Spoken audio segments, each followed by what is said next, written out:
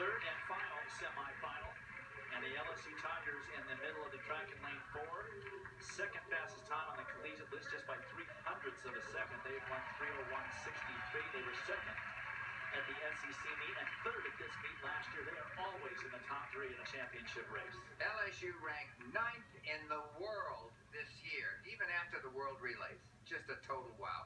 Florida right in front of them, ranked 8th. Then Ohio State out in lane 6th. That have run sub 303, 302.67 at their regionals just 2 weeks ago. And they're ranked 12th in the world, Dwight. And of course, Illinois, we just saw, was 14th. So they're beating half the countries. These guys are half the countries that were at the World Relays, and they're running for their college. Total OMG. Ohio State 302 they've got for a time coming in this year. That is Lamar Bruton, who you're looking at.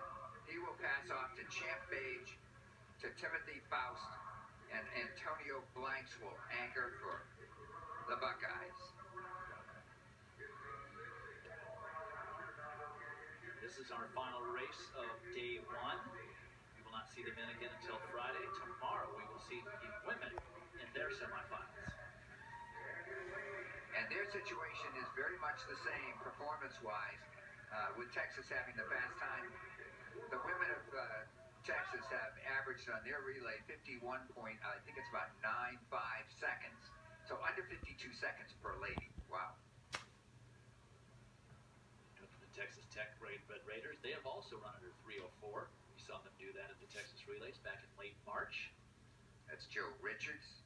He will pass off to Kyle Collins, to Charlie Jones, and to Stephen Champlin. Got to get under 306 to make sure you're going to be in this final.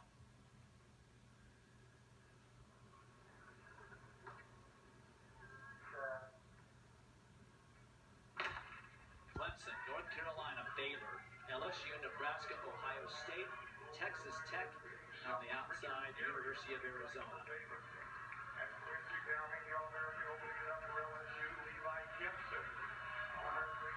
for Texas Tech, Joe Richards is really jamming out there in lane 7, basically making up the stagger on Arizona.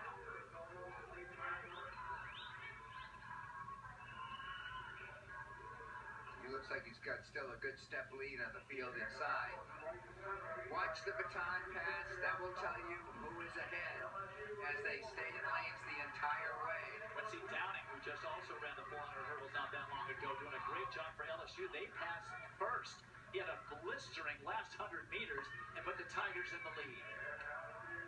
And this is Cyril Grayson for LSU that will have the lead here by a couple of steps coming off as they cut for the pole. Look at the move on the inside.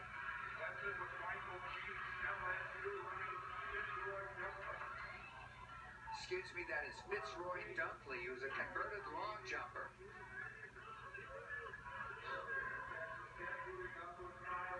They change relay orders all the time, so we're doing the best we can with what we're given. But this is a very competitive race up front. I think this is Fitzroy. He's tall and angular. It looks like him, I'm going to guess. We have sheets that say different things. LSU passed off first, then Texas Tech, and then I think Clemson. 3 teams. Third, Ohio State fourth. 3 teams up there. The first 3 averaged about 46-1 for the opening 2 legs. For LSU, this is Cyril Grayson. For Texas Tech, Charlie Jones. And for Ohio State, Devon Anderson. Scheduled to anchor for LSU and cruise to hopefully the same type of move that we saw from Dion Lindor. Somebody's down. Now, hopefully only a crab, but that's the end of that team's chances. And LSU now opening up a huge lead. LSU will pass off to Bruton and Norwood.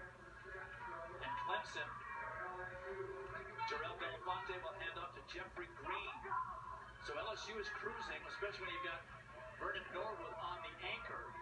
And then Ohio State trying to nail down that number 2 position, opening a nice big gap between themselves and Clemson.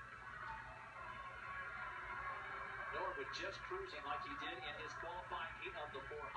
Ohio State right there in second place. Norwood with the second fastest time amongst the collegians, just 0.03 of a second behind Dion Lindor, both of them under 44.5 this season. Pretending to that athlete to have the cramp looks like it was Charlie Jones for Texas Tech as Vernon Norwood very nicely striding easily like a worn down for Norwood. He brings the LSU Tigers home in first, followed by Ohio State. They will automatically qualify, and then Baylor. How long has it been since we've seen a Baylor 4x400 team not in the final? It's been a while, right? They ran 3:06.93, and that is not going to be enough. And there it goes. Like I said, hopefully a cramp. It's very hot up here. If you're not properly hydrated, Texas Tech, you can get a cramp. Hopefully that's all it is for that young man. Just as he was probably about to shift gears and try to take the lead. Talk about cruising. Norwood just slid along, and his anchor 47.1 seconds for him as cruise. So the results, LSU, even with Vernon Norwood cruising, goes under 3:05. Ohio State nails down the second qualifying position. I don't think that's enough for Baylor to get into the final. The way I've been looking at it, there were a couple times under 3:06. No, Baylor will not be there. I don't remember when that last happened. It's kind of a tradition. But those are your 8 teams in the 4x400 relay final. It might make a difference. Who wins the team title on Friday? You're going to stick around and be sure. Come back, we'll wrap it up.